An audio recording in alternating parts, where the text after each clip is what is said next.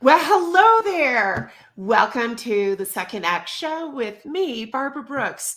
Women held 25.8% of board seats at large and mid-cap companies in 2022, and that's slightly up from 24.5% in 2022. But that growth has slowed.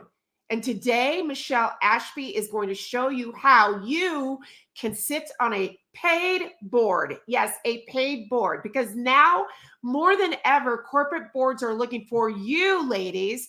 They're looking for qualified female candidates to sit on those paid boards. I'm Barbara Brooks, your pro-age speaker, host, content creator, and woman behind Second Act Women, which is a professional and personal development and event company, specifically geared for women in their 40s, 50s, and 60 plus. It's like a mixtape community of badass women where we blend talks and tips and tools on entrepreneurship, career, and life over 40. That's what you get with a dash of pop culture inside of Second Act Women and this podcast. So, my question to you is, did you know that women still hold less than a quarter of the board seats? And did you know that you do not have to be an E or C level executive to serve on a paid board? Have you ever considered sitting on a board? Did this ever enter your brain at all? It didn't for me until I met Michele Ashby a few years ago. Well, Michele with Ace Consulting is sharing today the how-tos on how you can get on those boards. She is a leading expert in doing just that, helping women in particular, but men. This is great tips for you as well. On how it is you can serve on a corporate board.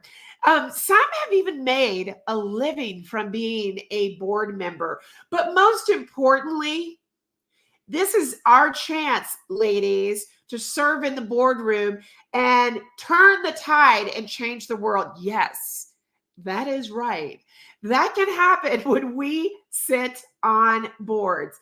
So let's help get you on a board seat. But before we get going, I want to remind you or let you know that next week at 9 a.m., I'm talking about personal branding and growing your influence, getting on more podcasts, getting media attention, and growing your business through growing your personal brand. Because word on the streets, if you have one social media platform, you are a personal brand. That's right.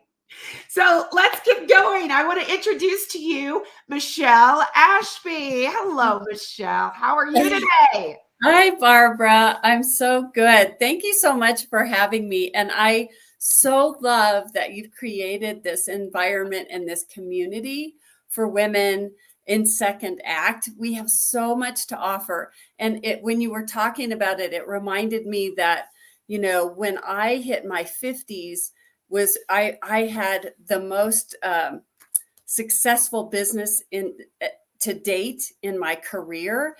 And what I thought about was, if I were a guy, I'd be hitting my stride. And it really is that way. When you think about the career track for men, is that, they build. And in their 50s and 60s, they are still looked at as being wise, having a lot to bring to the table. They make the largest amount of money in their career, typically, if they're at the top. And why aren't we thinking like that? I think exactly. It's Why? Yes, and what you and even the way you just posed that is, why aren't we thinking like that? And to me, I take that as we, as in women, because the internal biases that we place on ourselves, and then of course, why aren't we meaning society and corporations? So we mean so many things, and obviously, you know me, that's what I am always trying to fight against, the grain, and get us to recognize collectively the power that we bring, and age as a superpower. Yes, absolutely.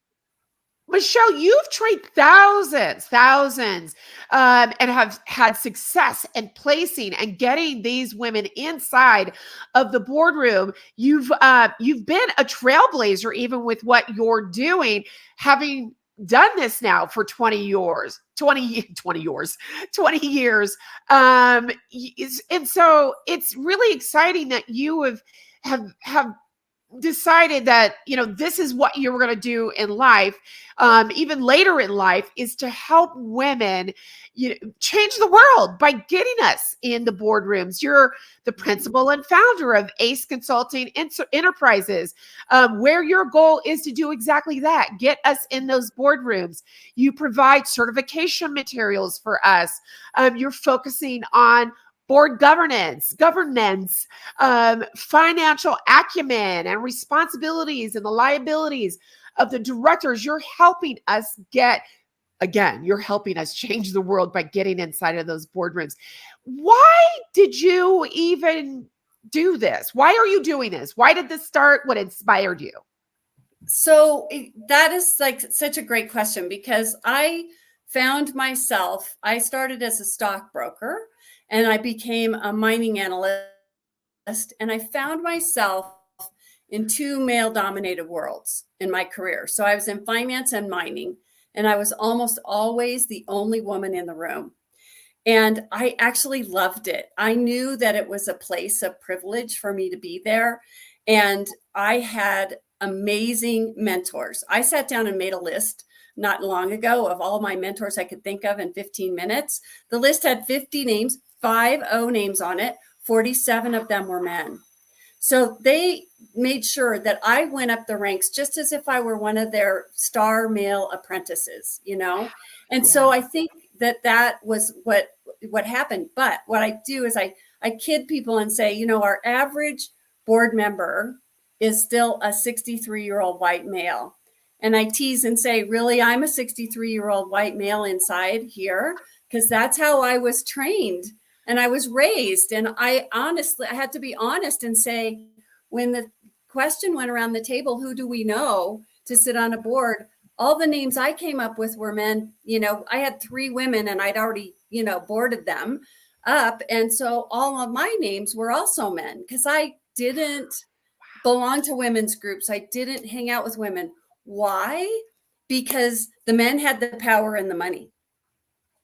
The men were the ones that are going to get me where I needed to go. And women stabbed me in the back. They weren't my friends as I was climbing the ladder. And so if you'd have told me that 10 years ago I was going to be doing this, I would have said, no way. Like, because I don't trust women. They don't, I don't get them. I don't know how to do this. And so I had a big transformation, frankly, personally. And that transformation came when I was trying to get on, and I was on 2 boards trying to get on the next 2. I watched my male mentors climb the corporate ladder, get on 3 or 4 boards. They're making, $500,000-$600,000 a year, working part-time, and they've got stock options. Wait, Michele, is that how much they were making being on the board? Yes. Holy moly. You can make that much on, like the average for a Russell 2000 board is $200,000 a year. What? Yeah, that's your cash and your stock. So think about 100,000. So they've got equity, they've got cash. They're out traveling, golfing, skiing, doing all their stuff. So that's where I was making headed. a living, truly making a living off of just serving on boards, kind of what I opened with, that this is a possibility. It is. And a lot of women do this for their second or third act, by the way. Wow. So, or they want to, because I've trained them. I have a woman who's on 5. I have a woman who's on 4. I have a woman who's on 3. So yes, you can do this as your full-time gig, but only be working part-time. I mean, if you're on 5 boards, you're working full-time, but if you're working on 3, you're probably still have some space in your life for all your other things. But, I changed because I recognized that I didn't know any women, and I was tired of this. There was a lot of media, like, there's not enough women. I'm like, well, where are you? Like, really, there aren't qualified women. I'm going to go find out by myself. So I went out and talked to 200 women over 18 months. And I just asked people, introduce me to a female leader, head of the chamber, the women's chamber. And, and I talked to these women and I was like floored. I was like, wait a second, these women are super women. I had a folder that I would keep my notes in, and I called it, my Superwoman file, because I thought I'm going to write a book about all these women because I'm in shock how great they are. And so that helped a lot. And then I started doing research. Why are we stuck? What happened from 1965 to the present? Why aren't women at the top? And I was part of that movement in the 80s of the EEOC for equal opportunity. And that's why I became a stockbroker. I had lots of offers because I was a female, not because I was a super stockbroker, because I wasn't. I just had a license. They had to train me, So anyway, I get back to this story and I started mentoring other women one at a time. And I was like, whoa, this is too slow. I'm sorry. I can't do this. I'm going to derail my Not if you want to change the world. Yeah, no, I want, and I was like, I'm going to derail my personal goal, which was to get on those next two boards. And I'm going to teach women what I know. Because after those interviews, I realized that I had learned a lot. And I didn't know that I had this volume of knowledge inside of me that no one else knew about.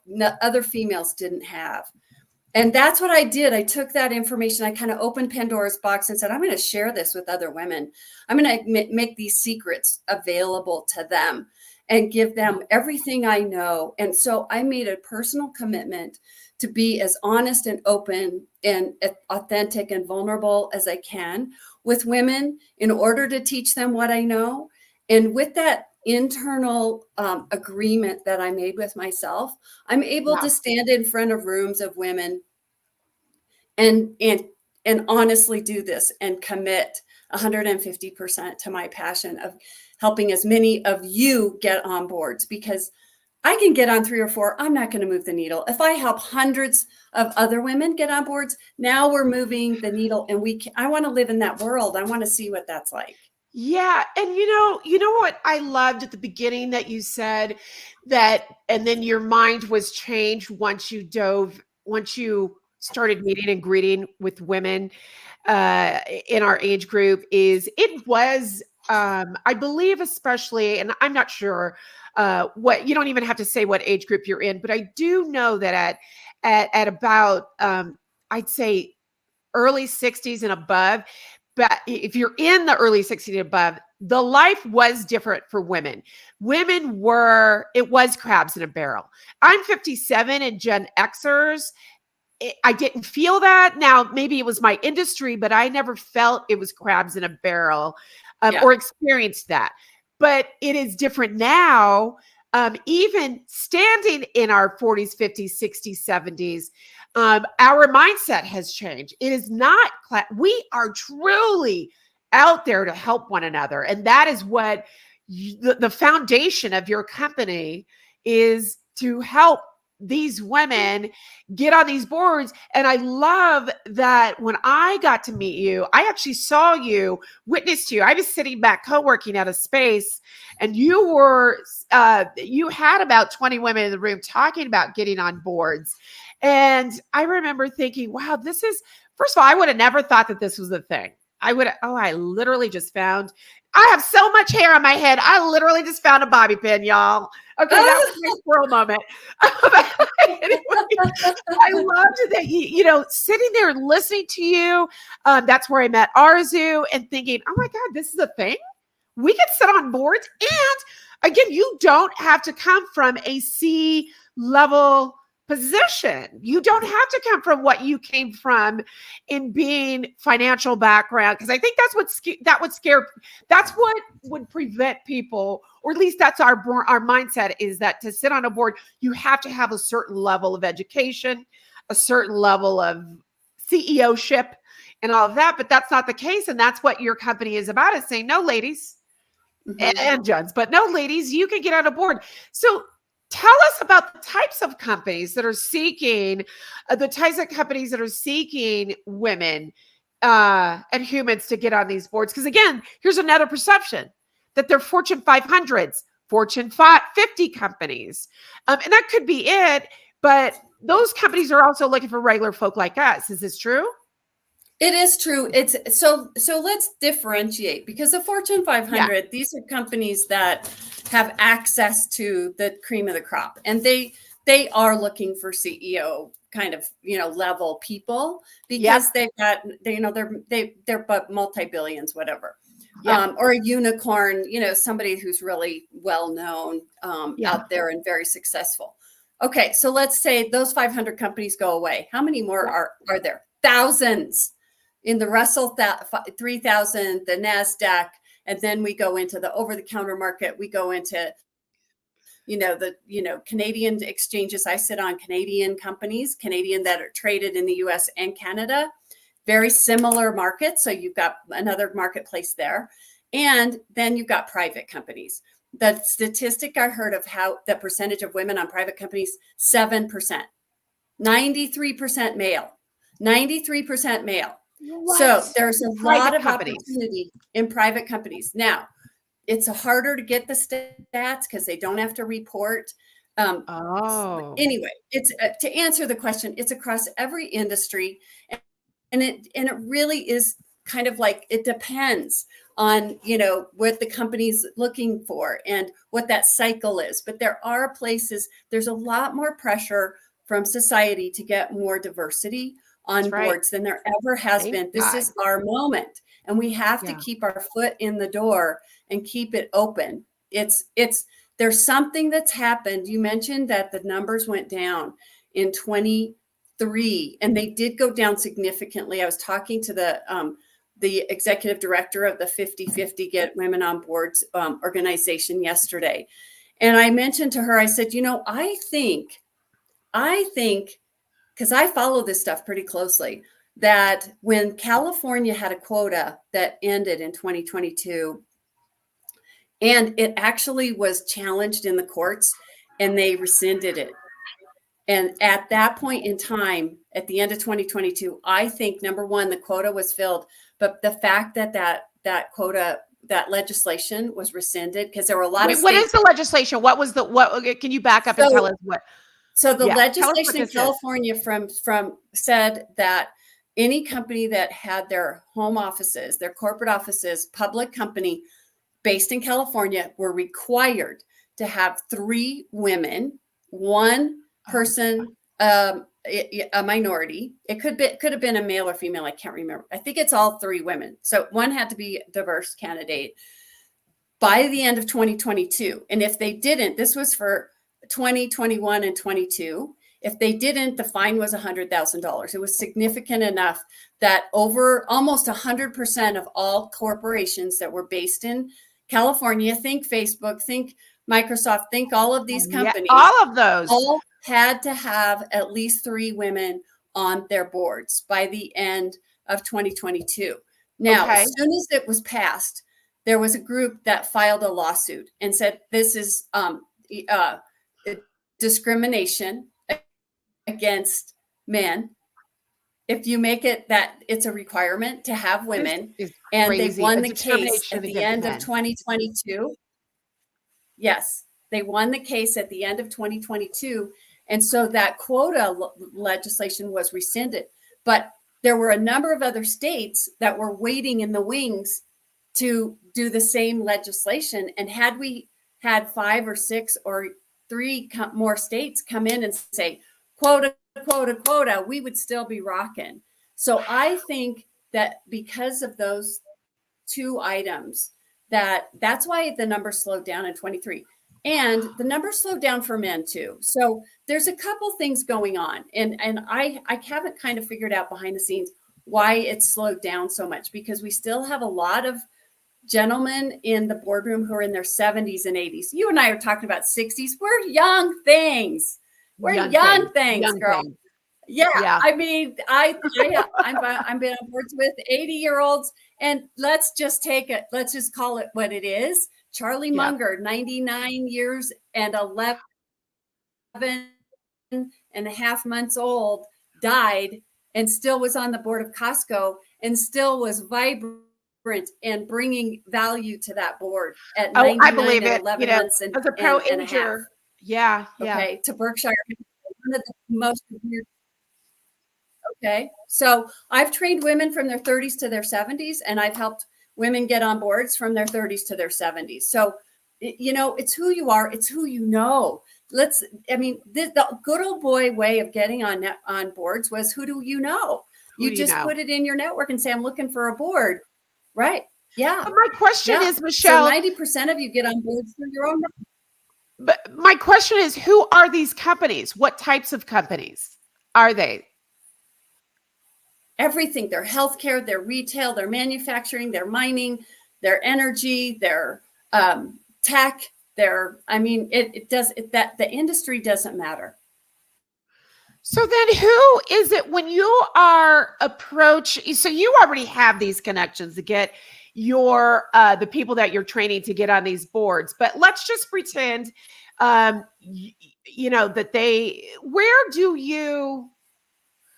who is it that's making those decisions to get that person on the board? So those networks that you're talking about, who is it at that company that is placing boards that are saying to board members, I've got someone you should consider? Who is that person that's saying that? Okay, great question. Okay, it's going to be, you want to know a CEO, you want to know the chairman of the board, you want to know the head of the nomination governance committee, because it's the job of the Nom Gov committee to bring the candidates to the board of directors. If they do it in a formal situation, if it's done in a friend, I know somebody, good old boy network. Okay. Kind of Michele, you're freezing. It can be any of the board members. Michele, you're freezing from time to time. You just lost. I lost you for a second too. Are you okay? Yeah, you're freezing. Yes, you're freezing on your end. That's okay. That's okay. Bummer. That's okay. So it's the CEO. So know the CEO. What's lovely about this age that we're at is a lot of us know have had friends, old college friends that we worked with in companies when we were starting out together that are now at that C level. So it's it's also a nominations governance committee. Is that person also working for the company, a nominations governance committee member? Are they working for the company? So that's another board member. So it's a committee of the directors. So the board of directors has 3 committees. Yeah. So that's part of, they would be a regular member of the board. Got it. Okay. So then in your experience, what specific skills do women need, and qualities do they need to even be the ideal candidate, to be chosen, to be considered? What are those skills that we need? Yeah, so it's a variety of things, right? Because it depends on what they are looking for. Sometimes they're looking for someone with environmental or social, like cultural people skills. So if you're an HR person, for instance, or maybe the company needs to work on their brand and their marketing, and they want someone who's really good at that. Number one, be really good at what you do. Like excel, be curious, reach out there, take risks, publish articles on LinkedIn about what you know, or republish articles or share articles of things that are interesting within your space. So you show up, right? So, I think that's the thing, is that, to shine in the space that you live in. And if you have more skills, if you're a generalist, that's great, because if you think of a CEO, they know a lot about everything. They know about the people, they know about the finances, they know about project management, they know about marketing. And so as women, we didn't get the title or the pay, right? Right. And yet when we look at their background, they might have all those skills that their male counterpart had, that did have the title and the pay. And so how do we reflect that in your board resume? How do you pick out those things that show you in your leadership? Did you manage a P&L? Were you responsible for 200 personnel? Did you lead a project? Did you save the company a lot of money because you identified some place that needed efficiency? Those are the types of things you want to think about in your leadership brain and practice that you want to articulate. So I have a question. You just mentioned something, a board CV. So is that a thing to have a Yes. board resume? And if that's the case, if Yes. you've never sat on a board, is that board CV basically your resume? Your Yeah. professional resume, in a sense? No, they're Oh, very no. different. Your professional resume and your board resume are very different. And that's the foundation of my work with women, is to really develop that killer board resume. And from that is your brand. It's your brand. It's your elevator pitch. It's your LinkedIn. It's how you represent. It's your SEOs. Not only when you're online, but in your own brain, the way you talk about yourself. And it's a very, It's your very personal important brand. part. Yes. Yeah. But in this different world that you've never lived in before. You don't know the vernacular. So that's what I teach, is that secret stuff. The secret sauce is what you teach. I love it. Okay. So they find those opportunities in those ways, or go through a company like yours, which is that's your wheelhouse, as you said. Yeah. What are some of the biggest challenges that the women are facing getting the board position and being on the board? Okay, so let's say that you do have this preparation. You've taken a course from me or other places. You've got a certification. I recommend that because it makes you stand out. It's very competitive. When I started this in 2017, there were maybe a few hundred women who knew what to do and how to get there. Now there are thousands. So we have a lot of competition among each other. So you've got to really work at it. If you're applying for something that's posted online, if the low-hanging fruit is always in your own network. Reach out on LinkedIn to those people you went to college with who are now CEOs of companies and start that relationship back. You build a relationship. You need trust. They need to trust you. They need to re-engage with you and understand where you are now and what value you bring.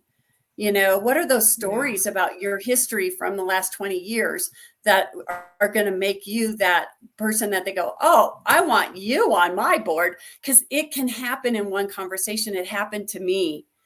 And, and frankly, I've been invited on every board I've been on. Have I had to go through an interview process and the same thing as my candidates?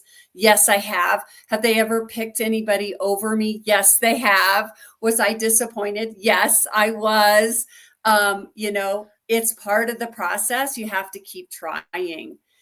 You keep honing your skills and keep using your network. It's a job. Let's just say it's like going for that big apple on the tree, and you got to really, really work at it to get there. Michele, when you are, we have a question here. I love the idea of generalist as an asset. She says, finally, being a generalist is a good thing. Can you explain, in a sense, who embodies being a generalist? What is it's, I believe you said it's sort of having your hands in different kind of pots. Right. Yeah. Yeah. And I feel like there's a thing called portfolio careers that is coming to be a big thing, and a lot of women in particular, and I know a few women that have a portfolio career. To me, that's sort of a generalist, and a portfolio career woman or male or they is a person who is earning revenue in several different areas, and sometimes they cross. Sometimes their careers don't cross, but they're earning money in these various different ways. So it's kind of, so I'm guessing that could be a generalist, someone who's got their hands in different areas.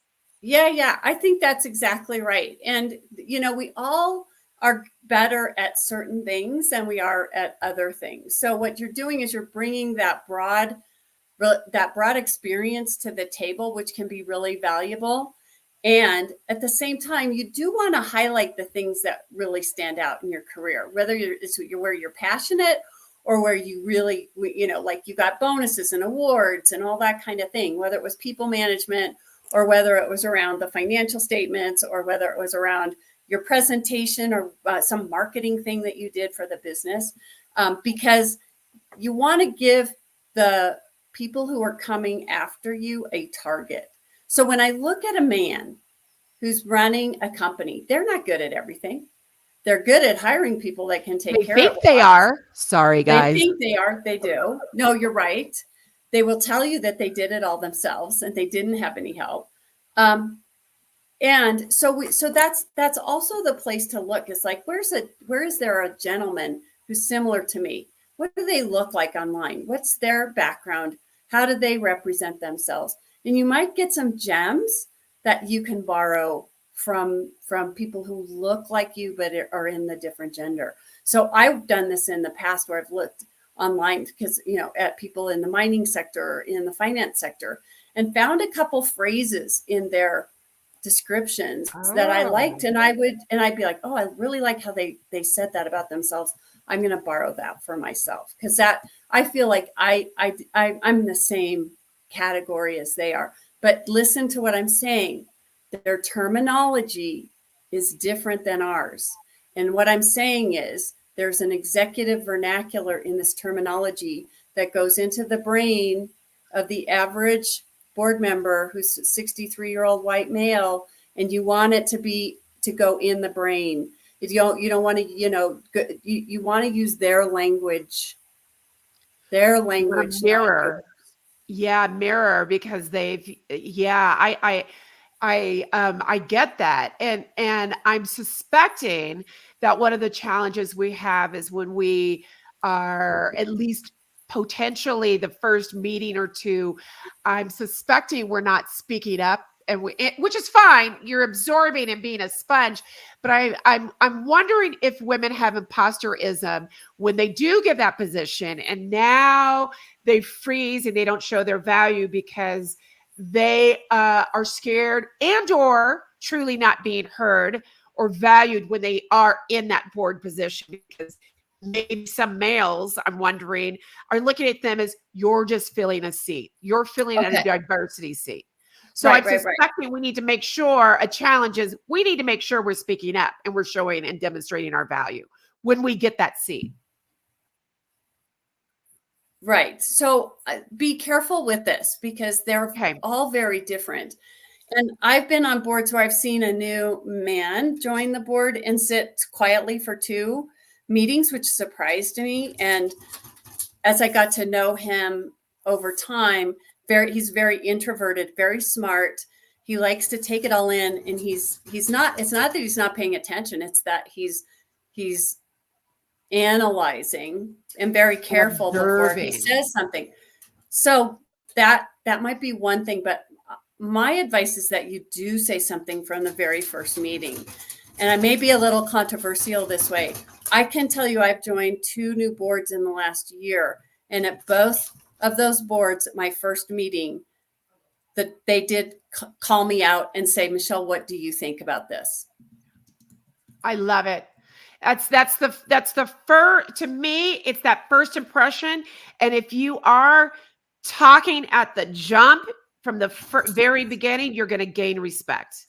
And whether you're correct or not, and whatever it is you're talking about, that's what the boardship is about. It's about sharing your knowledge, sharing your ideas, your opinions, whether they're accepted or not. So I think that's a great way of standing out.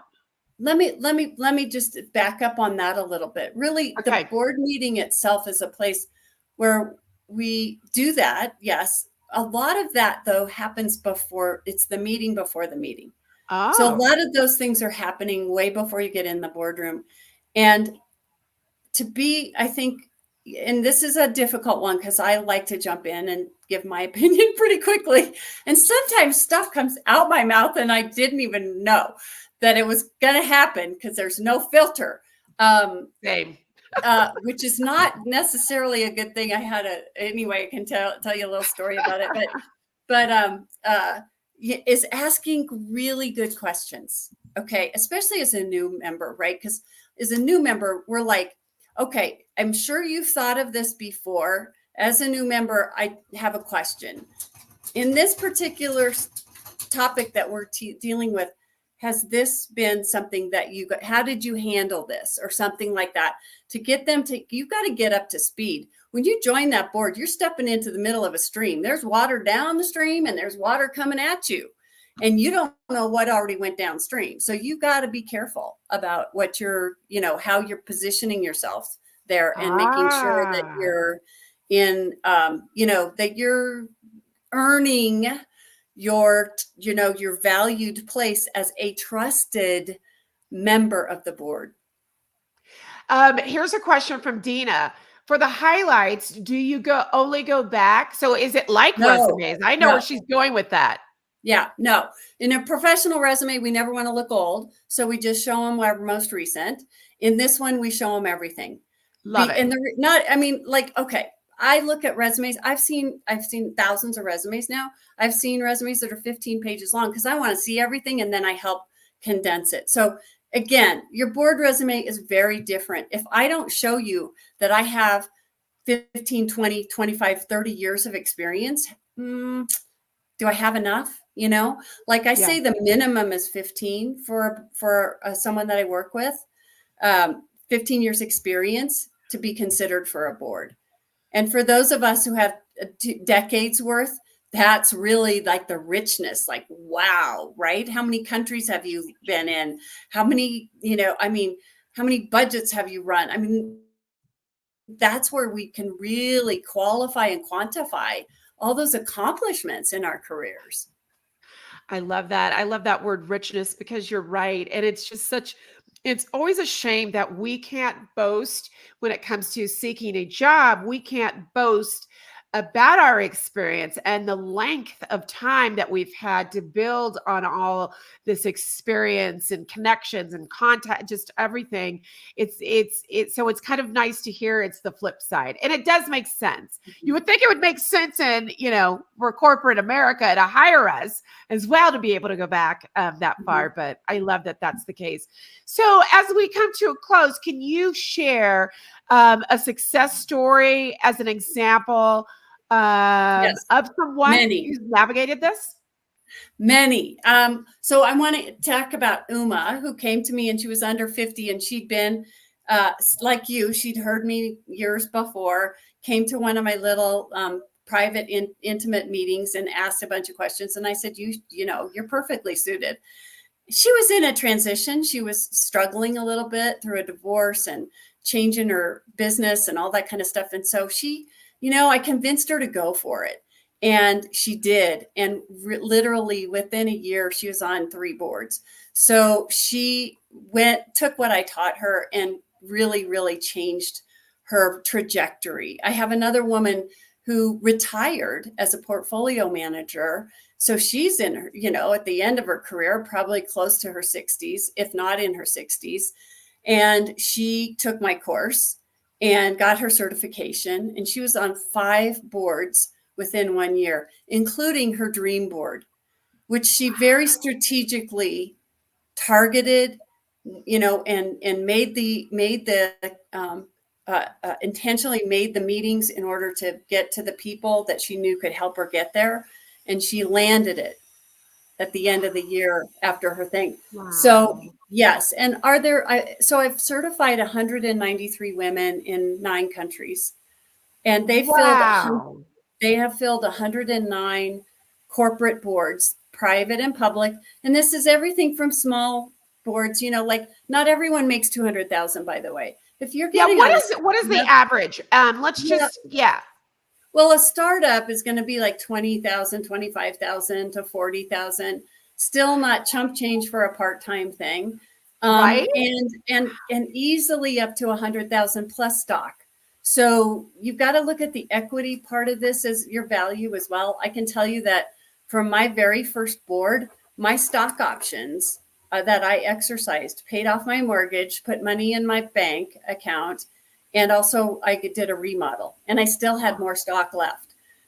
This can be extremely lucrative for you. So yes, and I do, as you said, I do have story after story after story of women who I've trained who are on boards, in interviews, still trying to get on boards. You know, my goal is to train 1,000 women. I offer my premier class, which is the one I do in person 3 times a year. I have 1 class left this year. That's my most expensive, and that's where I do one-on-one coaching with everyone. It's in a small cohort. I also have that same certification available online. So all of your listeners can go. That's the one I'm taking. That's the one I'm taking from you. That's the one you're taking, is the online certification. So it's a do it yourself, do it your own pace. And you have 22 modules. You do all the same homework. You have the 300-page workbook, as you know. It's all the same. It's all the same content. And I do group coaching for that. So you can actually still get coaching from me. If you're still kicking the tires, I have a primer. And in the primer, I have a board resume. It's the same board resume platform I teach in all my classes. So that's my least expensive entry that gives you an idea of how I work with people, and a 42-page workbook with, you know, your board resume, how to nail a board interview, and some things about gender dynamics. Oh, gender dynamics. That's interesting. I love it. Well, you just answered the question I was going to ask you, is how do they learn from you? So where can they find you? And I was just showing, the website as to where they can find you. And so, tell us more about, go to the website. Yeah, go to the website. There's a video on the homepage that is fully explains. I think it's a 22-minute video, and I answer a lot of questions and talk right there. That right one. there. Yeah, if you watch that, and at the end, there's a link where you can book a call with me, so that if you want to talk to me one-on-one about your board journey, or you have questions about whether or not you would qualify, you can book a call with me, and I can talk to you one-on-one about where you are. Well, I appreciate you, and I'm so happy that I met you. This was pre-COVID that I saw you do that session, and that's when I met Arazu and some other people. But so it's been a while, and I'm enjoying taking the class, and it's so worth it. I love that you're fighting the good fight for women out there that, that again, maybe looking for 2 reasons: for another source of income, and then also to change the world and get on a board and be active in other ways. And you know what I love, Michele, that you say, by the way, is the fact that we need to stop getting on. Okay, so I almost put my foot in my mouth. We both agree, the 2 of us both agree, it's great to be on a community board where you're volunteering your time.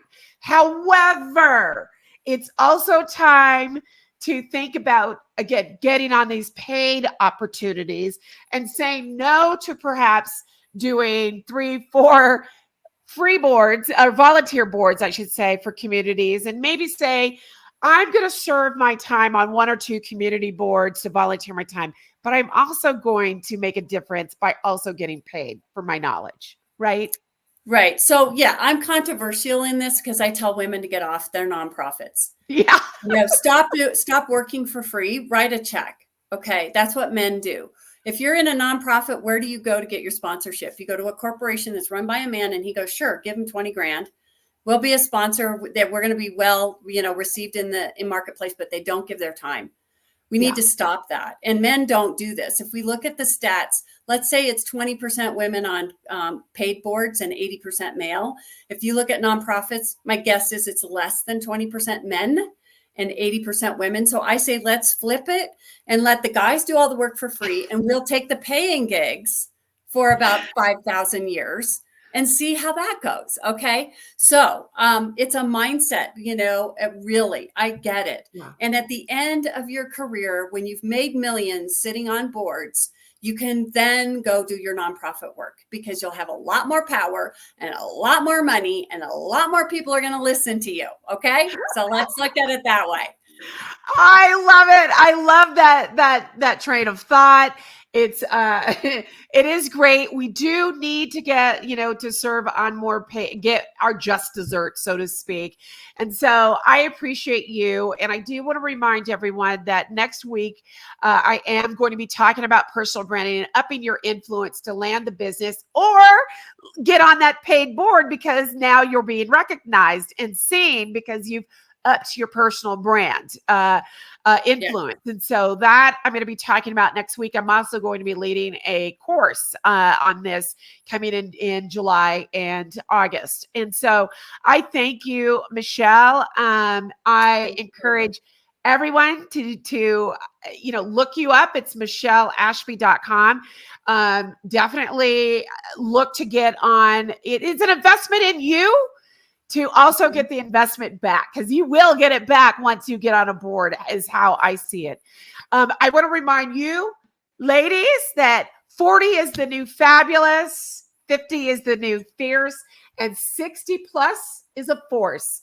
And so keep listening in to Second Act with Barbara Brooks every Thursday morning at 9 a.m. You can find this video podcast on YouTube and also everywhere you get your podcasts.